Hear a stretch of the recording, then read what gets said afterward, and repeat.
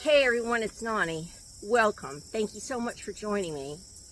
I want to talk to you today about something big. It's big to me.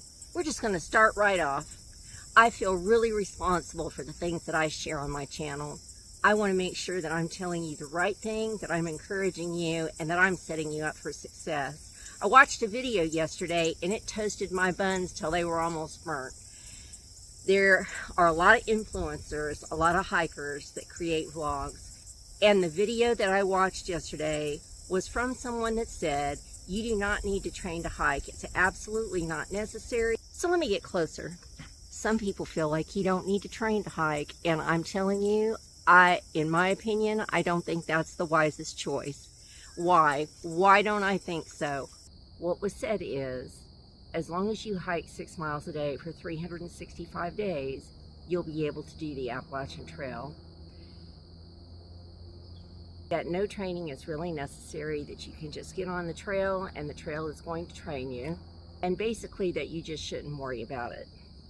Do you realize when you hike the Appalachian Trail, you're considered an endurance athlete, and the further you go, the more endurance you have? Endurance athletes, what do you think that means? It means that they have worked, they have trained, and they have found a way to endure going further, being stronger, and being able to do it. Let's think about it this way. I want to run a marathon tomorrow. Hey, y'all come on ahead and come with me. 26.2 miles. Okay, let's forget that. Let's just do a half marathon, 13.1. Come on, let's go. I don't care if you've trained, I don't care if you've gotten ready for it, I don't care if your muscles are in shape, just come on, you'll be able to figure it out along the way. I want you to ask yourself, do you really think you're going to be able to run 13.1 miles? Let's talk about body mechanics. Feet, ankles, knees, tendons, ligaments, muscles. The biophysics of your body, your hips, your back, your wrists, your hands. Everything works in conjunction with you being able to be successful on the trail. Will you learn lessons on the trail? You certainly will. You'll get stronger, you'll be able to go further. Even if you have trained, you're not going to be as strong as you are once you get on trail and you start doing it. Because no matter where you've trained, unless you've trained in the mountains, you're not going to understand how hard it is to hike up those mountains, boulders, go over roots and rocks and every day, and all the things that go along with it, mud, adverse weather. There are a lot of things that go along with hiking on the trail that we don't really prepare for, we can't prepare for before we go. People in Florida, people in South Texas, there are a lot of different places where you just can't train to be able to hike up mountains.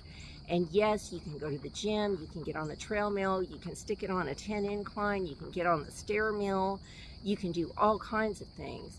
But the point is that you need to be able to train to get some level of physicality before you go.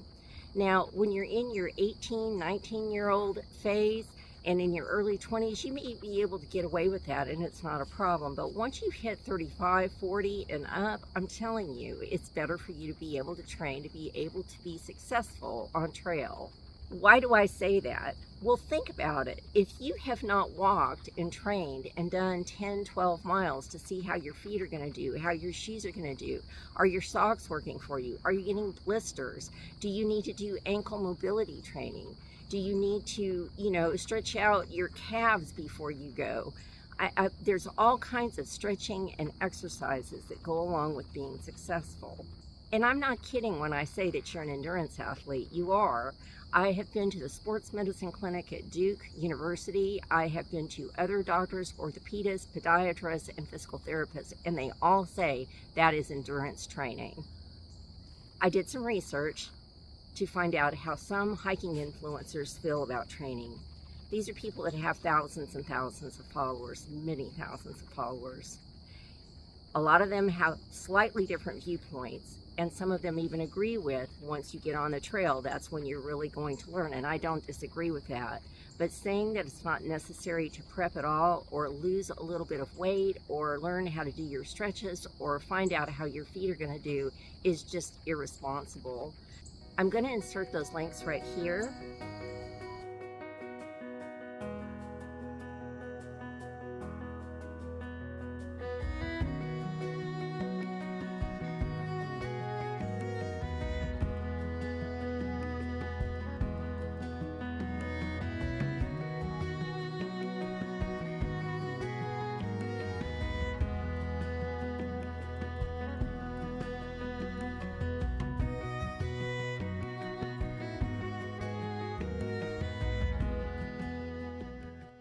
Do your own research and come up with your own conclusions. If anybody is telling you that you shouldn't train, that you don't need to train, that it's not necessary, I really think that it is probably better for you to reconsider what they're saying and have a better approach. You would never do a 440 dash. You would never get ready to be a mountaineer. You would never get ready to go run a half marathon without training. Those are all endurance sports.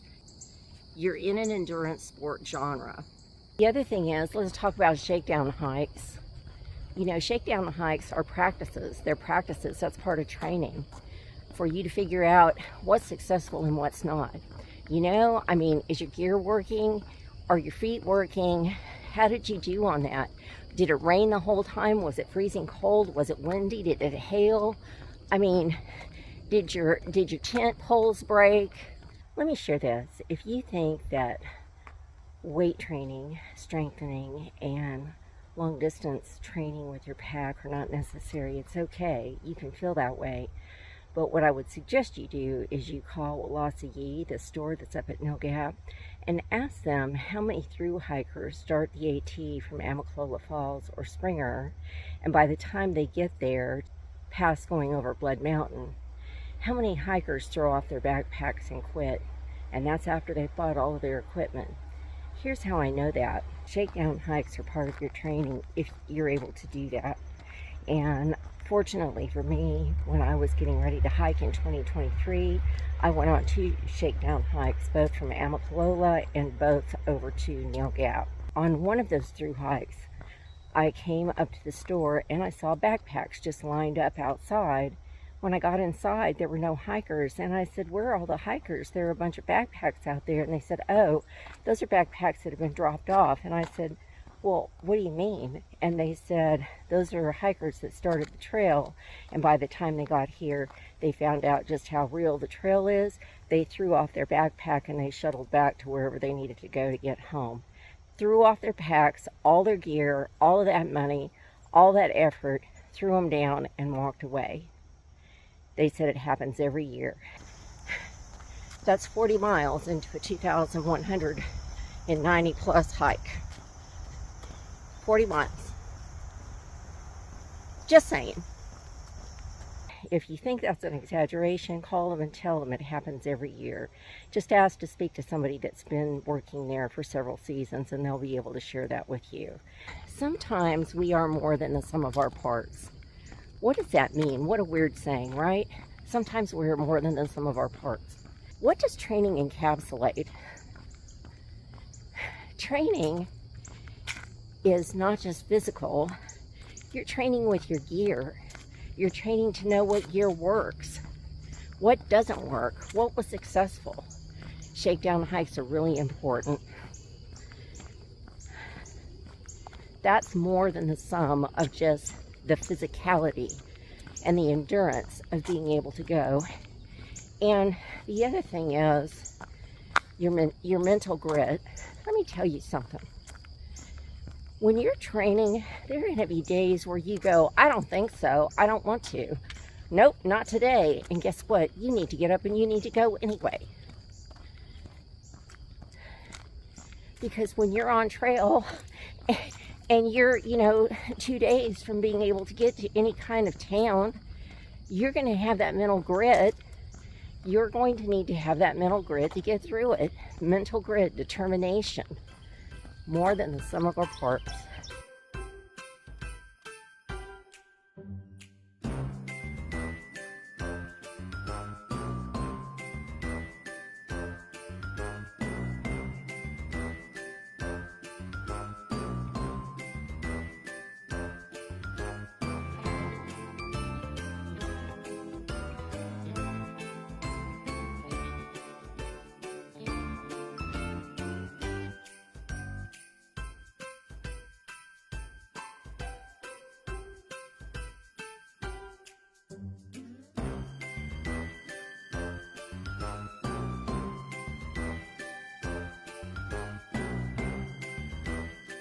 So the thought process that the ATC provides 365 days for you to complete a through hike is accurate.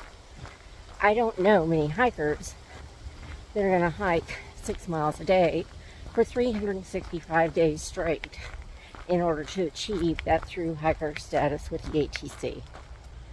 What the video didn't account for is zeros, zeros, laundry, resupply, bad weather, family circumstances, making sure bills are paid, doctor's appointments, incidents on trail. These are all things that go along with hiking. It's not reasonable to think that you can hike 6 miles a day for 365 days. I met a lot of people on trail that had taken a sabbatical from work or actually quit their jobs. They were living on savings or credit cards, and they didn't have a job to go back to whenever they got off trail. I don't know how you would think that somebody could support themselves for 365 days with no income. I guess there are people that have saved and or retired that may be able to do that. But just as a general statement to make on a video that many people of different ages watch, I don't think that's reasonable. If no rest days are built into that schedule, then you're not achieving the goal of being kinder to your body. And not to mention mentally, you're going to need mental breaks along the way. And the trail is awesome, but it's also hard, and it can be frustrating, and the weather can be bad. You know, taking a day off is a good thing. I like this. This reminds me of Pennsylvania. Woo! Nice.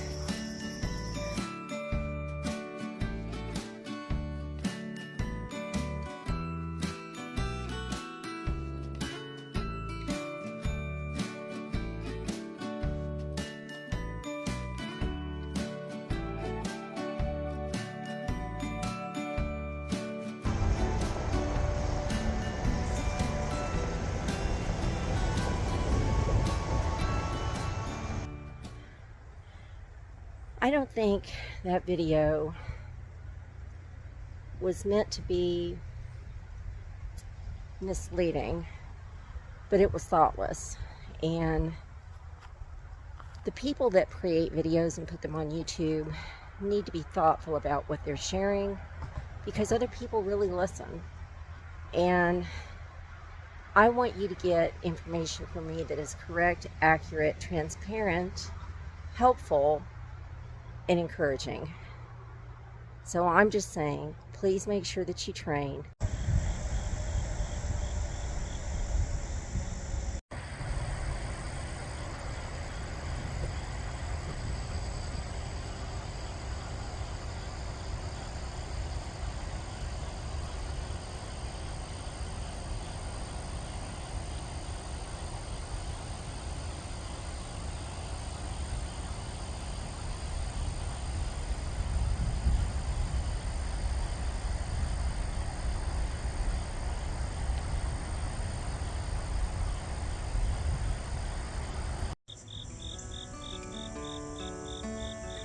Thank you so much for watching. I appreciate you being here with me. If you would consider hitting that like and subscribe button, I would really appreciate it. Y'all take good care, and I'll see you in my next video.